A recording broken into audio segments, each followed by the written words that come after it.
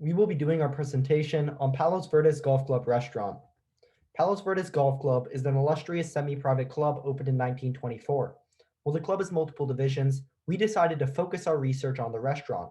Not only is this because it lags behind the other divisions in terms of performance, but also because our team member Edwin is a waiter there. We were therefore afforded unprecedented access to management, low-level employees, and confidential performance data. While we certainly will be looking more at this in our analysis section, we discovered three main problems with the business: a lack of intrinsic motivation, inadequate communication, particularly with regards to feedback, and a lack of extrinsic motivation despite guaranteed well above average compensation.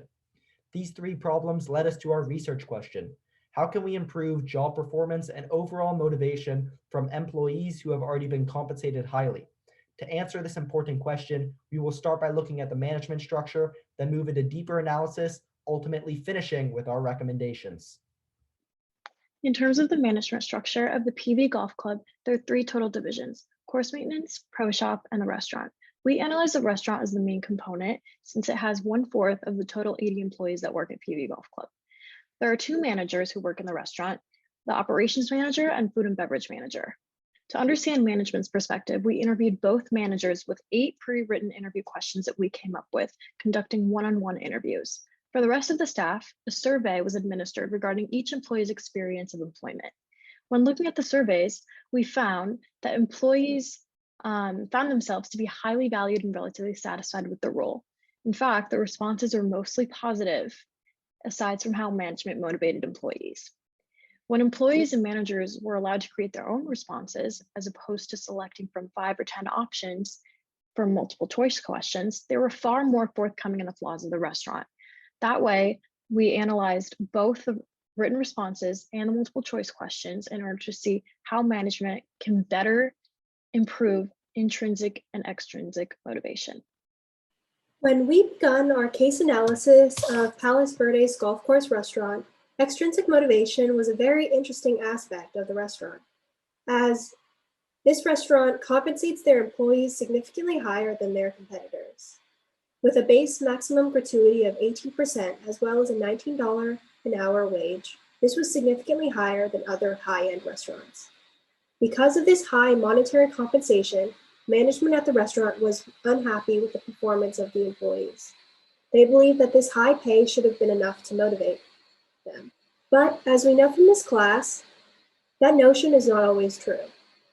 Vroom's expectancy theory suggests that because servers have a guaranteed income no matter how hard they work, lazy employees will not be motivated to perform.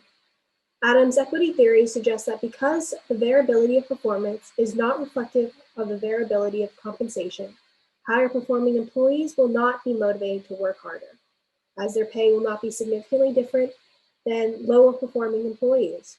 Furthermore, this unease in particular employees will lead to a hostile individualistic culture rather than the preferred clan culture. Now, building off the framework that Elsa set for the extrinsic motivation in Palos Verdes' food and beverage division, we'd like to discuss the intrinsic motivation that they like to instill upon the employees. One thing that we saw was there are essentially no artifacts, no slogans, and very little company culture and pride at working at Palos Verdes Golf Course. When we look at the motive morale rating, the most common morale rating given by the employees is about a 3 out of 5, and the mean of motivation rating given by employees is a 3.67 out of 5. What this indicates is that serious issues are not present. However, over time, this may slip, and we'd like to improve this as we want to have as high morale and motivation as possible to see decreased turnover and increased job satisfaction, ending with increased productivity that both managers that we're about to discuss very much want. Contradictory management styles are very common among the individual leaders within Palos Verdes Golf Course. Initially, we look at Nicholas Spurgen. He's the director of food and beverage, and he has a more laissez-faire style. He's very hands-off, does not like to supervise a lot of people when he's on the job, will simply just make comments if somebody's doing something very incorrect. However, he thinks that they know their responsibilities and their job and that the employees are going to do it to the best of their ability. Omar Gutierrez, however, has a more authoritative style in which he supervises nearly as much as possible. Whenever he sees somebody doing something wrong, he's quick to point it out And as he said in this interview with Edwin, when he's on the floor, he points out everything. He wants to make sure that the job goes as best as possible. And this may pose an issue, as some employees have indicated that they have been receiving a little too high supervision than they would deem as ideal. While none of the major negative leadership traits, such as Machiavellianism or narcissism, are present within the company, one thing that we see is a lack of communication between management and employees. 4 to 6 employees through Google Forms indicated insufficient communication being practiced within the company. Unclear expectations of employees by management are clearly evident, as Gutierrez, in his interview with Edwin, stated that he wishes that employees would take more initiative and fulfill some roles outside of the job description to help the betterment of the company. Now, with insufficient communication and chain link failure, we see that this inhibits development of intrinsic motivation and will have major negative impacts moving forward. And so I'm going to bring it over to Reese to discuss how we're going to solve these in the short term. Thank you, Jared. Our recommendations will be focused around streamlining communication while incorporating methods to increase intrinsic and extrinsic motivation among staff.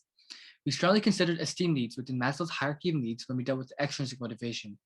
Half of the employees we surveyed indicated that they wanted more public recognition for their accomplishments, and managers even expressed a sincere desire to help employees out with their esteem needs.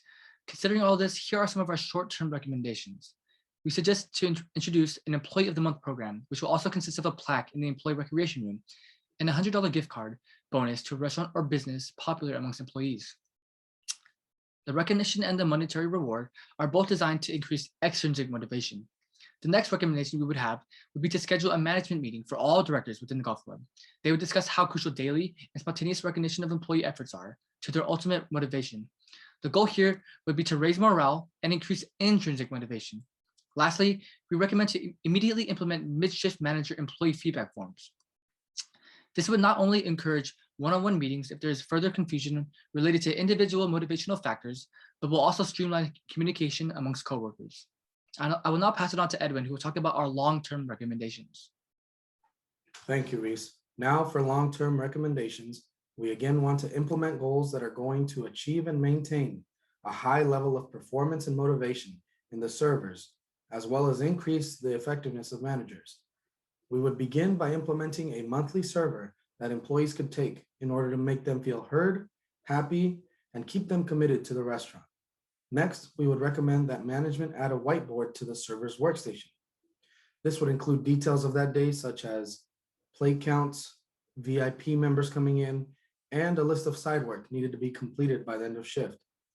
This helps reduce that communication deficit, a problem highly mentioned by the employees. Lastly, we would advise the director of food and beverage to hire a hostess. This allows the manager to be more present in dining room operations and reduces server distractions, leaving them more time to tend to tables, which can lead to more satisfied servers, managers, and most importantly, guests. With these 3 recommendations, we are confident that Palos Verdes Golf Club will see an increase in quality of service. Now, here's Grant with a summary of the report. Thank you, Edwin. As a group, we were surprised to find such an upscale, well-compensated business have such problems. Palos Verdes Golf Club restaurant absolutely has to address motivational factors and communication deficiencies within their establishment. If they are able to do so successfully by implementing our recommendations, we believe they will be well positioned for post-pandemic sustainable growth. Please let us know if you have any questions.